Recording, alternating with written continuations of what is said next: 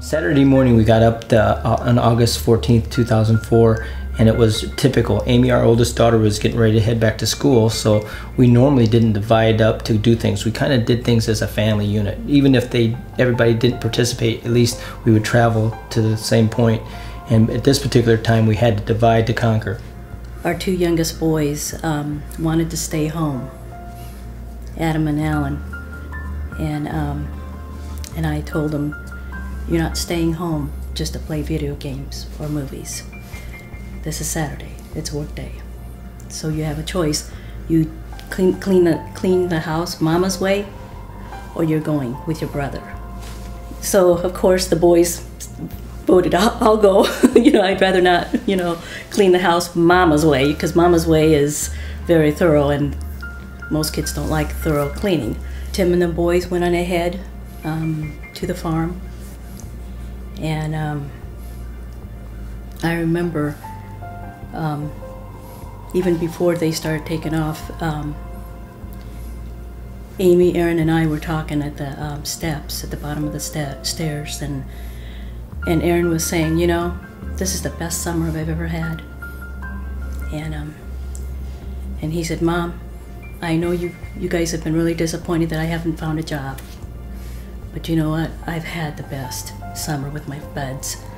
And he said, "I promise I'll work from here on, and I'll do well in school, and I'll work hard." And I said, "That's fine, honey."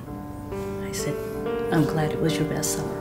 We sent the girls towards the mall to get last-minute shopping things for college, and the boys and I chose there was a family farm that my parents had that we helped to mow the lawn and the field. It was 180 acres, so it was more than a lawn. We kept touch when I was on the tractor with our cell phones, and so Adam, our middle son, had contacted me on the cell phone and asked if they could run into town. The nearest town was Granger, and so they headed out for town, and I hadn't heard from them, and I thought it was kind of odd, so I talked to the girls, and I asked them to check the cell phone, see if they could get through. When Tim called and said that, "Hey, have you guys heard from the boys?" Amy and I thought automatically, okay, let's go on ahead to the house and see if there might be a message on the machine. And so we stopped what we were doing, went home, and that's when the message was on the machine about someone needs to contact the sheriff. And automatically, I just thought, uh-oh, Aaron got stopped because he's driving a company vehicle and he looks like a young kid. We called Tim and said, "Hey, here's the sheriff's number. Go ahead and call him, and see what's up." So with the girls not being able to contact him, I thought, well, we better just head into town and see where they are and why they haven't made it back. I got a phone call on my cell phone, and Jennifer tells me that it's the police. They want to talk to me, and so I called the number back, and I'll never forget.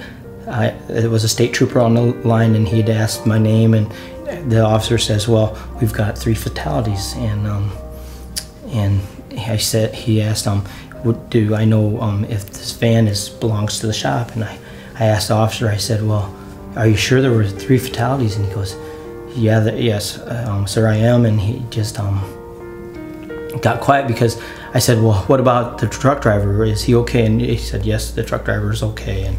And at that point, he realized, I told him, I said, well, I had 3 sons heading into town, and it got real quiet on his end. And he realized that he had told me over the cell phone conversation that our sons were killed in the accident. And he said there were no survivors.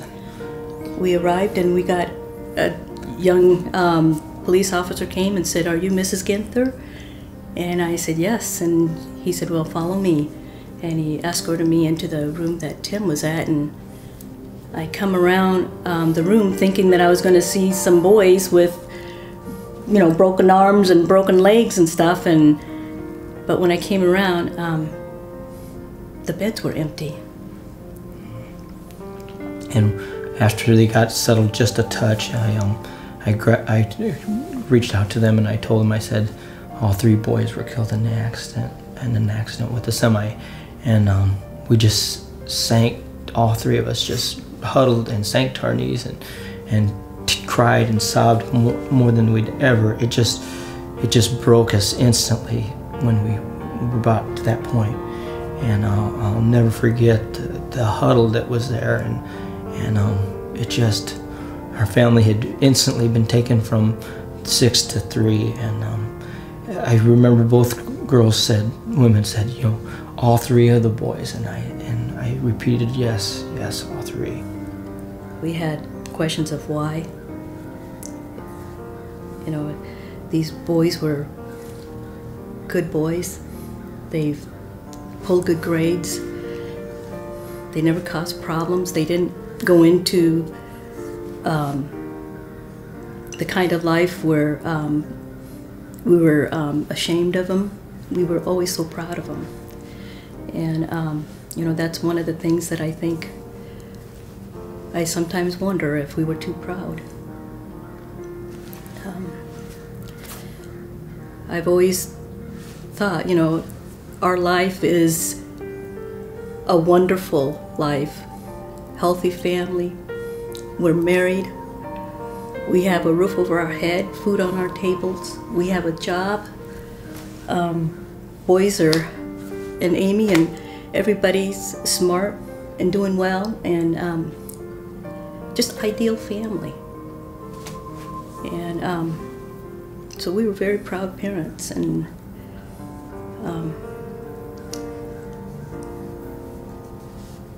so we did ask, how can this happen? I think one of the things that we've realized is that you can live your life always asking why this, why that,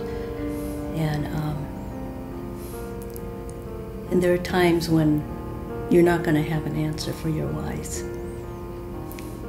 And at the time that you can accept that, that's going to be a step of healing. And do you really think that if you had the answer to your whys, that would bring back your loved ones? You'd still have to face the empty chair at the table, the empty arms. You can't hear their voices, their laughters, even if you knew the answers of why.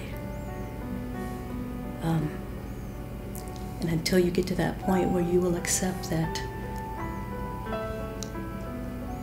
I think when you do, then you can take the next step. The fact that our lives have been changed forever, but yet we can use this to help others that are not as far along on their journey. That is one of the big things, and it makes the reasoning to do that meaningful. It makes it purposeful, and it makes it also something that is glorifying God in that way. That you're not, again, looking towards yourself, but those steps are hard and they're long. There's many times that I wake up and I say, you know, Lord, I can't do this on my own. And through my human eyes, nothing makes sense. And I know through your eyes, things will make sense. So I have prayed every morning, Lord, let me see through your eyes the desires of your heart that you want us to do to serve you. It's interesting that sometimes we can bring ourselves to that point again, and it's like it doesn't take anything. It's like it was as fresh as the day before that it happened, and it just is remarkable how that kind of a scar in your life just sticks so deep. But again, we were able to pull out of it. I lean towards the praying side. I couldn't touch a book because I'm not a reader, but Jennifer, I know that's where she went. She went to the Word. I think I got to a point too that I realized that, you know, God is a good God, and He loves us far more than what we could ever imagine, and He loves our boys far more than what we ever could love our boys. And I think a lot of it to realize that here God even gave His only begotten Son for us.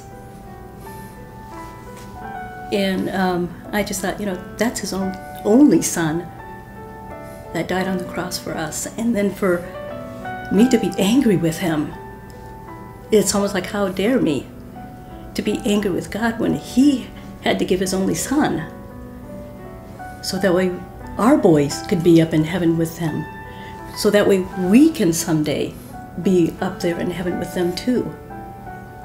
And looking back, I see how God has directed us in a direction in reaching out to people that are hurting, and it's healing. It's healing for us to be able to see and to reach out to these people in honor of the boys, and knowing that we are doing what God wants us to do.